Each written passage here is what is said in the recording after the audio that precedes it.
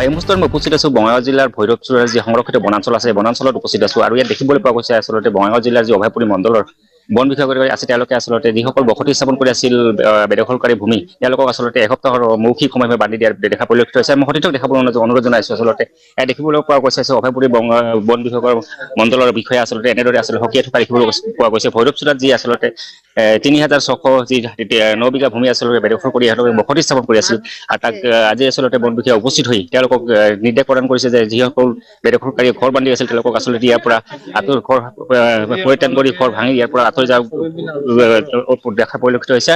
আৰু বঙাইগাঁৱৰ পৰা বন বিভাগৰ মানুহ আহিছে, ফৰেষ্টৰ মানুহ আহিছে, আমাক ইয়াৰ পৰা যোৱাৰ কাৰণে নিৰ্দেশ দিছে। পৰ্যটন কৰ্তৃপক্ষৰ লগত যোগাযোগ কৰি আমাক ইয়াৰ পৰা আইনীগতভাৱে পঠিয়াই দিয়াৰ ব্যৱস্থা কৰিব। গতিকে আমি কাৰো বিনষ্ট অনিষ্ট কৰিবলৈ আমাৰ ইচ্ছা নাই। আমি মানুহখিনিক আবদাৰ কৰিছো, অনুৰোধ কৰিছো নিজৰ নিজৰ ঠাইত আপোনালোকে নিজাববীয়াকৈ গুচি যাওক। যদি বুজি নাপায়, এই সুন্দৰ কথাটো যদি বিনম্ৰ কথাটো বুজি নাপায়, সেইটোৰ ব্যৱস্থা কিন্তু বেলেগকৈ লোৱা হ'ব। এইটো বুজি পাইছে? এই মুহূৰ্তত মোৰ লগত বন বিষয়াগৰাকী আছে, তেওঁলোকৰ পৰা পোনে জানিবলৈ যত্ন কৰিম। তাৰমানে মই এটা কথা কৈছো, ছাৰ আগতো যিটো নোটিচ দিছিলে নোটিচ দিছিলে, ছাৰ এইফালে যে দিছে ছাৰ আপোনালোকে অলপ মাটিখিনি মাপি চাব।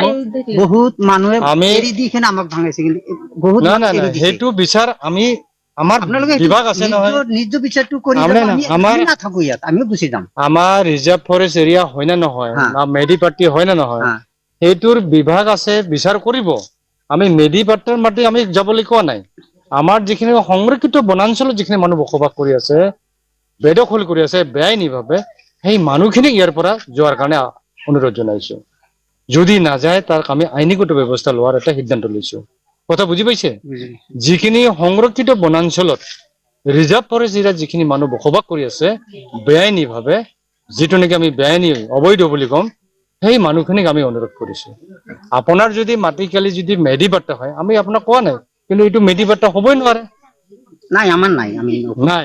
তো গতিকে আপোনাক আমি কৈছো যে আপোনাৰ মাটি যিখিনি কালি আছে আপুনি নিজাববীয়া কৰি অতি শীঘ্ৰে মই বন বিষয়াগৰাকী উপস্থিত আছে, তেওঁৰ পৰা পোনে জানিবলৈ যত্ন কৰিম। ছাৰ, দেখিবলৈ পোৱা গৈছে আচলতে ভৈৰৱ চুৰা পাহাৰত আচলতে আপোনালোকে মৌখিক এটা নিৰ্দেশনা প্ৰদান কৰিছে যিসকলে আচলতে অবৈধভাৱে বেদখল কৰি আছিল। আমি আটাইবোৰ বেদখলকাৰীকে যথেষ্ট অনুৰোধ বিনম্ৰভাৱে অনুৰোধ জনাইছো যে এওঁলোকে নিজৰ যি মাটি কালি বেদখল কৰি আছে সেইখিনি এৰি দি পেলাই নিজৰ স্থানত গুচি যাওক, অন্যথা আমি আইনীগত ব্যৱস্থা ল'বলৈ বাধ্য হ'ম। এইটো এইকাৰণে কৰা হৈছে যে সংৰক্ষিত বনাঞ্চলত যিখিনি অবৈধভাৱে বেদখল কৰি আছে বেদখলকাৰী, সেইখিনি কোনো পধ্যেই মানি লোৱা নহ'ব।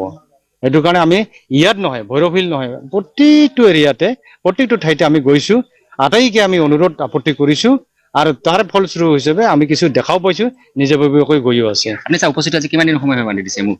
এওঁলোকক আমি 6-7 দিনৰ সময়সীমা দিছো। কিছুমানে আপত্তি কৰিছে আমি 10-15 দিন লাগিব। আমি 10-15 দিন হ'লেও আমাৰ ক'ব লগা নাই, আমি আহিম।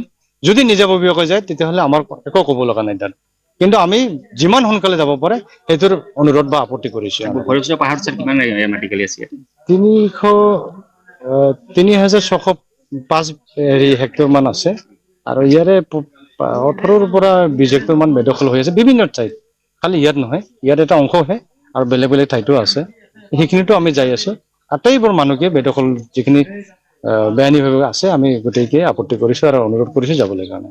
হয়, ইতিমধ্যে বন বিষয়াই উল্লেখ কৰিছে যে 3,600 যে 5 হেক্টৰ যি ভূমি আচলতে ইয়াতে আছিল, আৰু প্ৰায় 18 পৰা 20 হেক্টৰ ভূমি আচলতে বেদখল কৰি আছিল। আৰু মই ইয়াতে কিছু স্থানীয় ব্যক্তি আছে, তেওঁৰ পৰা মই জানিবলৈ যত্ন কৰিম। আচলতে আজি বন বিষয়া উপস্থিত হৈছে আচলতে আপোনালোকক ইয়াৰ পৰা আঁতৰি যাবলৈ নিৰ্দেশ দিছে, কি ক'ব? আমি নাজানো কথা কবা এইগিলাৰ ভিতৰত আমি অনুৰোধ কৰো, আমি নাজানো এইগুলা কথা কবা নাপাম, বেলেগ ক'ব। আমরা থাকতাইছি আঙ্গেলা 10-15 দিনকার সময় দেন, এখন বর্তমান নদীতেও পানি বাড়তাইছে, যে জায়গা ছাবড়া বাঁধলিছি পানি উঠছে নদীর কাছে, আপনারা তো জানেন।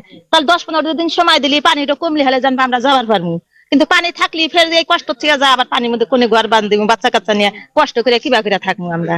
সেই জন্য আপনাকে রেডি অনুরোধ করি আঙ্গেলা 10-15 দিন সময় দেন আর কি।